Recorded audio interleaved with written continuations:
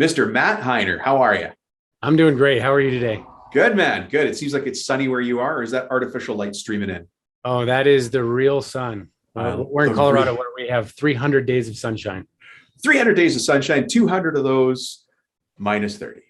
Yeah, But it is beautiful there. Yeah. And you're a landscape guy out there. I am a landscape guy out here. We do a little bit of everything outside. So patios, fire pits. We're actually known for our Water world-class features. water features. That's So, right. You're how do you say this? In a good way, your reputation precedes you. oh, that's great. I love to hear that. That means Yeah. the intentional brand building is starting to work. It's starting to work. Yeah. Hey, other people may not have met you or heard of you. So let me do this. And everybody knows this question. So here it comes. Matt Hiner, who the heck are you? And how is it you come to be speaking to all these forward facing contractors all over the world?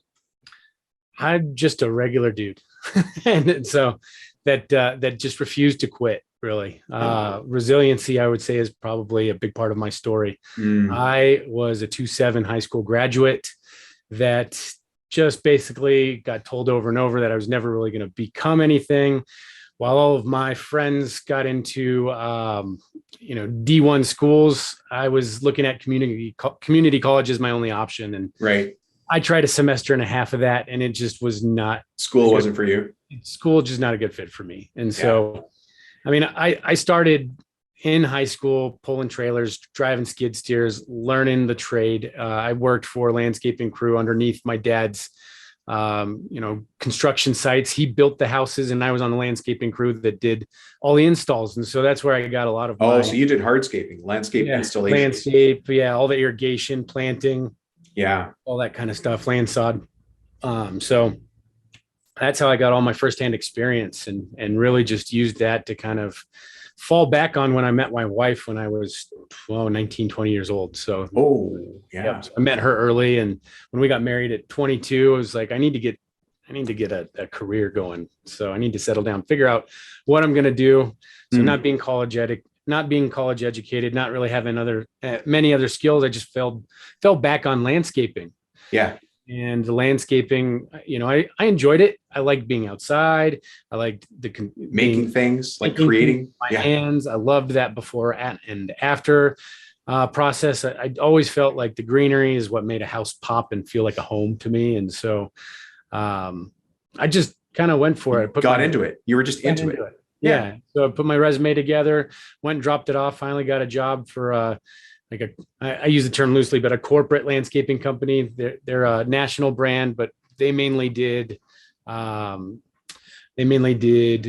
commercial maintenance and Oh, stuff. like lawn mowing, taking care of hedges, like Lawn box hedges mowing, and stuff. that kind of stuff. Big commercial properties like The big mall. campuses, the mall, all that kind of stuff. And I learned real quick that is not my lane. I'm allergic to grass, and Oh so no. skipping Now you business. figured that out? I right. So I mean, I knew it early on, just the hay fever and all that kind of stuff.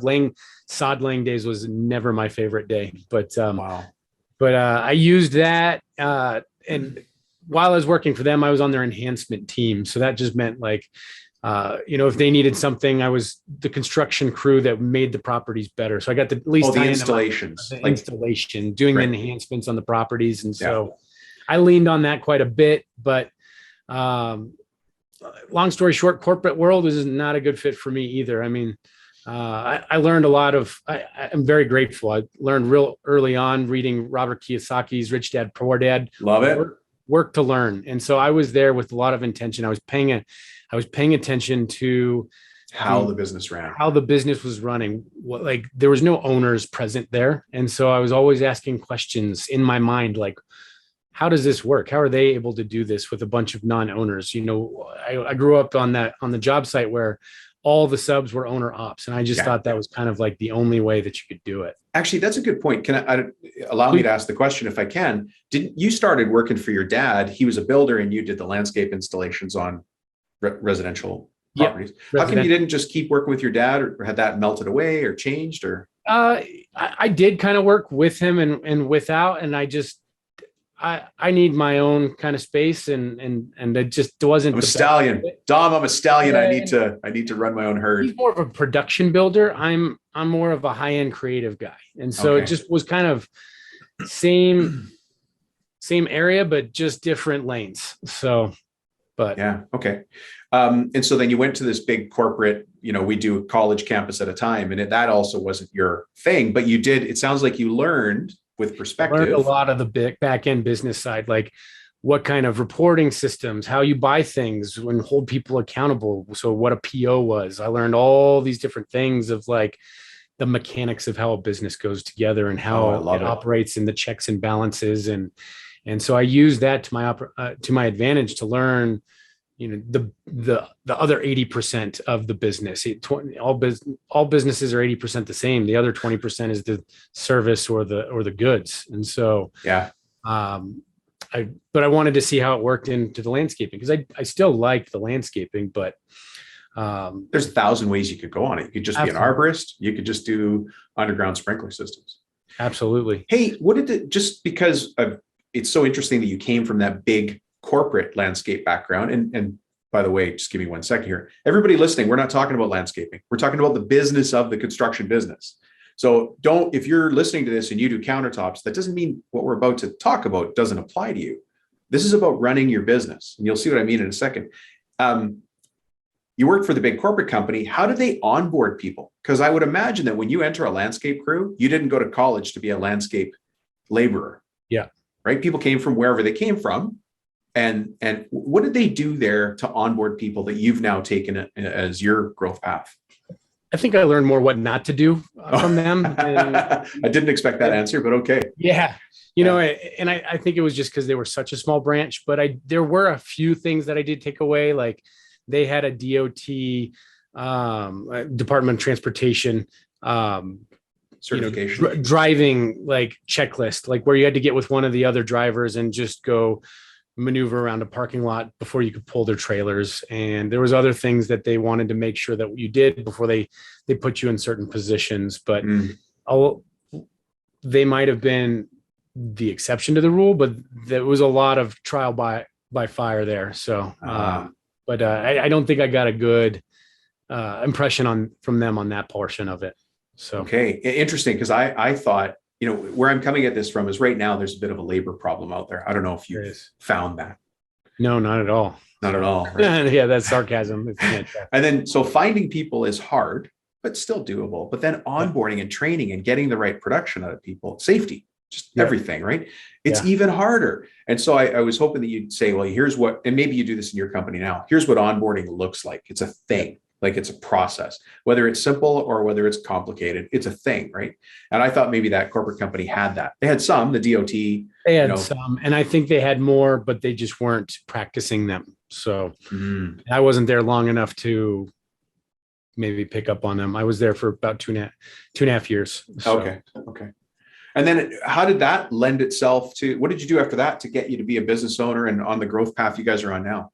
So I always had the bug. I always knew I kind of wanted to own my own business someday. And so, you know what that comes from, right? I'd have brain trauma. That's how you, it's gotta be. It's gotta be. There's no other way.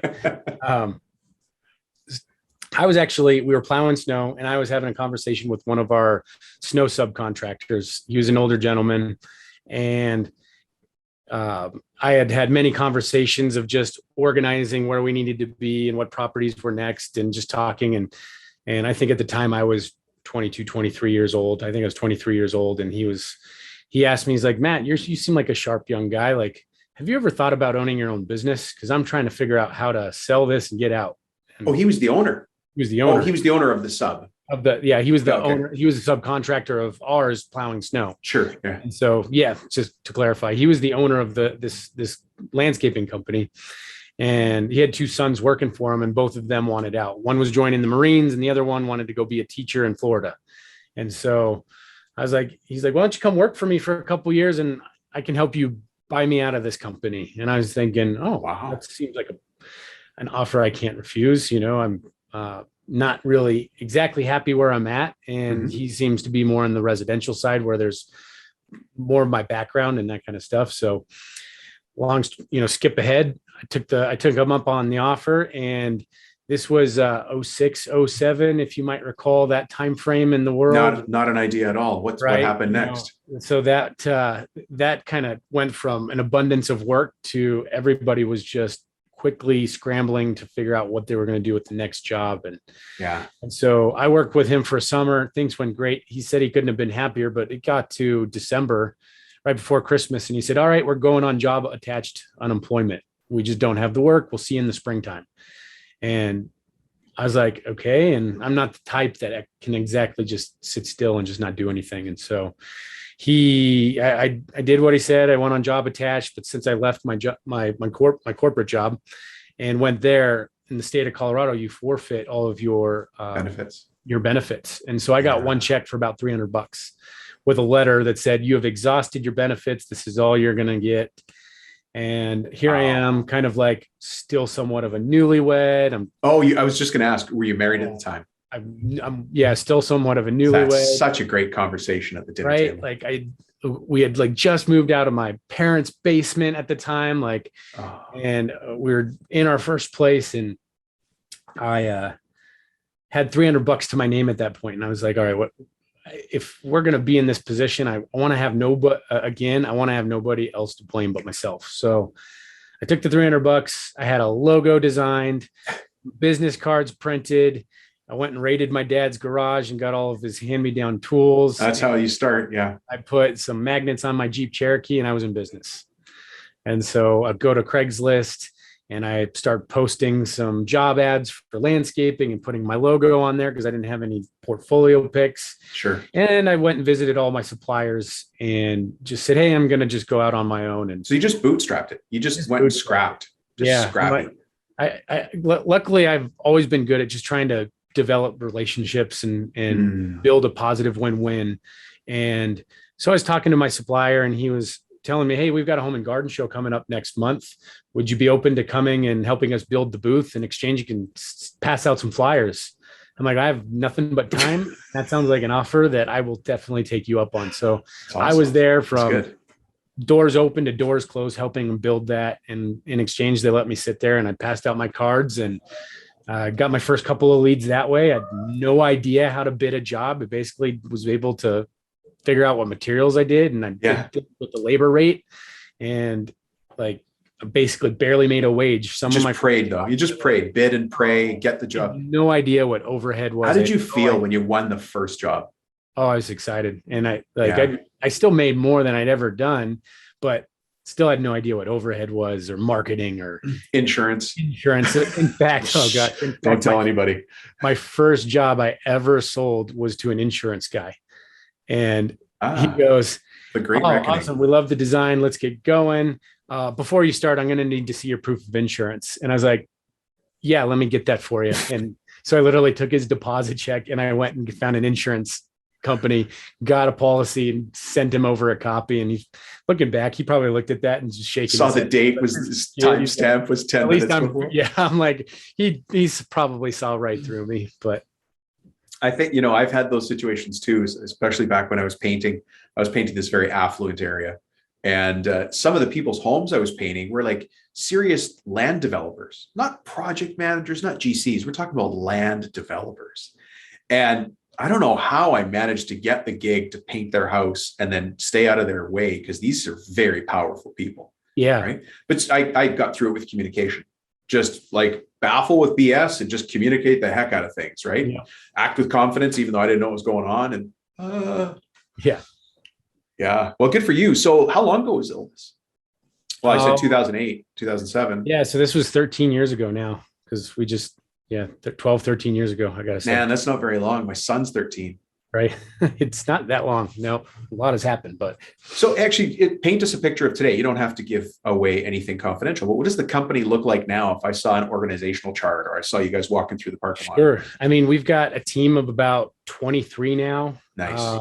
I've got everything from a general manager to a sales team to a retail shop now. Like we've got this incredible vision of what we're working towards that's going to be this kind of one-stop shop for everything high-end outdoor living, from barbecues to furniture to accessories. Water features. Water features. That's how I met you, the water feature side. We are in the process of creating a landscaping experience for our clients, just with the design center and Like an outdoor showroom, like walk through as if it's a park and we can do this. Exactly. Yeah. Exactly. So if you think of like a Botanic Gardens meets like an IKEA showroom or something, but super high end. And then, right. Yeah. So you can kind of go meander around a pathway and go into all these different styled outdoor rooms and get inspiration and realize that, man, I can scan some codes and figure out what plants I like, see the furniture, experience the slow down, experience the outdoor space, slow down a little bit.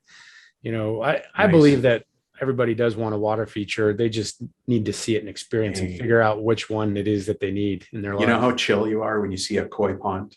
Oh yeah. Chill. Now the raccoons are very happy, but you're chill. Yeah, very much so. Do you have raccoons out there in Colorado? We do. Yeah. They haven't made it out east to where I live personally, but they're definitely around here where our office is. Oh yeah. We've got like otters in some people's water features. Otters. Yeah. It cool. becomes a problem. So when you put your expensive ornamental koi in there, you've got to put in some other features to stop the herons. It's Dr. Doolittle out here. I find a dog helps, having a bigger dog. I've got a Labrador. He just jumps in every day. Into the water. You're gonna have to dry off, bud, before you come back in. Yeah, so. That's good. So what drives the business now? Is it maintenance work? Is it new installation? Is it I would say it's mostly new installation. We've got a maintenance division for our water features. Okay, good. My team is definitely looking at doing kind of more full package of maintenance, especially for those clients that just kind of want that easy button. I've got a good handful of clients where if I can find the right people, with 10 phone calls, I'll book a whole crew and just become that one stop, like that one call for anything in their yard, from their water feature maintenance to the fine gardening to the mowing and all that kind of stuff. So the reason I focused on the water or the maintenance is because the recurring revenue side, this is the business guy in me coming out. When I was painting houses or when I was framing, that's like you frame a house once and then you're gone, unless you frame something else. Yeah. But it's hard to have recurring revenue. And so some of the trades like yours lend themselves to maintenance. Right? Pool cleaning or lawn maintenance or HVAC, pest control. There's certain other trades that you can get an ongoing contract. Actually, one of the guys I work with does it with handyman services. It just changes everything in the business. It changes your confidence in the revenue of the future. How do you hire? Kind of marketing you do? Yeah, we've got a whole campaign that helps us get water feature clients. And so I think this year, we got up to over 100 spring cleanouts. And so nice. And it's our third year doing maintenance. And now we've got, we're looking at already having to hire on a second full-time guy for next season, just to keep up with the demand. And so, are you guys still doing snow? We have gotten out of snow. Yeah. It's how many people say that to me? We got out of snow. I had on my vision board or on my goal list from, I think I wrote it in 2010 or 2011. I even said, we do not do snow. I will always put it out there. It's a thankless. It's another business.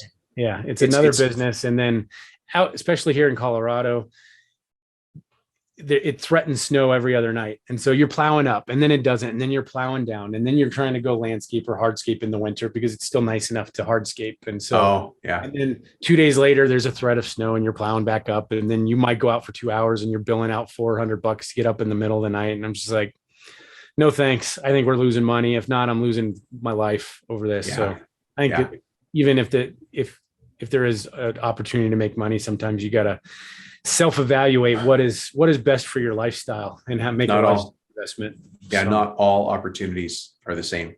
Yeah. Somebody once described snow clearing to me like being an ambulance driver. It's like every call, like it's urgent, and when everybody wants you now. Yeah. There's revenue, there's money to be made there, but again, there's a lifestyle that it's nice and peaceful from 2 to 4 in the morning, but then 5:30, 6 o'clock when everybody starts rolling up to the office at the same time, your phone rings like simultaneously from 13 different people saying, "Oh, your guys forgot the spot by the door that the CEO walks in every morning. You got to get here right now. And it's like, oh goodness. And so trying to be, is that what you say? Oh goodness. That was very nice of you. Yeah. Like, yeah, there's gotta be, how do you be at 50 different places all at once? It's always a challenge. I want you to, I want to go in a different direction now. I want you to pretend you're an old guy and I'm your grandson. And I want to now get into business for myself. What would you advise me? What would you say, son, grandson?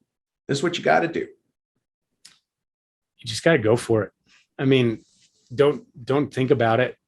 And I think sometimes people get into analysis paralysis. And if you're thinking too hard about what you're going to do and what your next move is, the people that are taking action are going to be 10 steps ahead of you and just course correcting as they go. And so let's say that I'm a landscaper and I'm in Florida. I'm still your grandson, but I'm in Florida and it's not working. I got debt. Customers are mad at me. I just can't seem to get ahead. I'm working 24/7. Now, what would your grandfatherly advice be to me? You're in debt, and you say that again. You can't. I'm in debt. I can't seem to get ahead. I'm working 24/7. I just cannot get out of this situation. You got to ask yourself, do you want it? How bad do you want it? Is this really what you want? I don't think entrepreneurship is for everybody. I like it. Yeah, no, it's not. It's not. I can't jump, so I'm never going to be an NBA basketball player. Yeah. So it's like, I'm just not built for it. I'm built for rugby. Lay up, or I can't make a free throw to save my life. It's like, I think entrepreneurship is a glorified title to a certain degree, and I honestly don't believe it's for everybody. I'll tell you, how many people did I go to school with that got their finance degree, their economics degree, they got their MBA, I'm going to be in business. And these are friends of mine. And they ended up going to work for a bank, an accounting firm. And they're behind the counter at a bank. Well, I have my MBA. I'm like, well, I paint houses. Yeah. Right. I mean, but I don't have a business degree. I don't have an MBA. No, I got cojones. Like, let's go do this thing. So I'm more on your side. The one thing that I did though, is I invested in I really did go out and try to read books, talk to people, ask questions, not act like I knew everything. Yeah. Definitely learn from my mistakes, man. There were days I'd drive home just totally spent, but you got to learn from it and not do that again. Characteristics. You have to have a foundational of playing the mind game. And to your point, exactly what you're saying, you have to be very self-aware to be in business. And you have to understand what your pros and cons are, double down on your goods and delegate out your weaknesses, hire it out or something. Like, I'm not a very organized person. So I look for the opportunity to find somebody that can fill that hole in my life. Yeah. But you do have to constantly be I'm not a good student. I'm not a good school student, but I am a lifelong student and a lifelong learner in ways that I can. I am constantly driving around, listening to podcasts or audiobooks when I'm driving. There's a lot of windshield time in my trade and what I do. And so I used to very rarely have music on the stereo. It was always just filling my brain with positive things and growing and investing into myself. Yeah. Turn your car into university is what I learned that from Brian Tracy, my old business partner.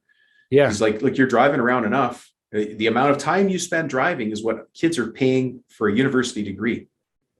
For the hours. Oh yeah. So you might as well fill your mind with exactly. And again, I don't listen to sports radio. I want to listen to inspiring books and other people's stories and motivation and strategy, implementation. That's what I want.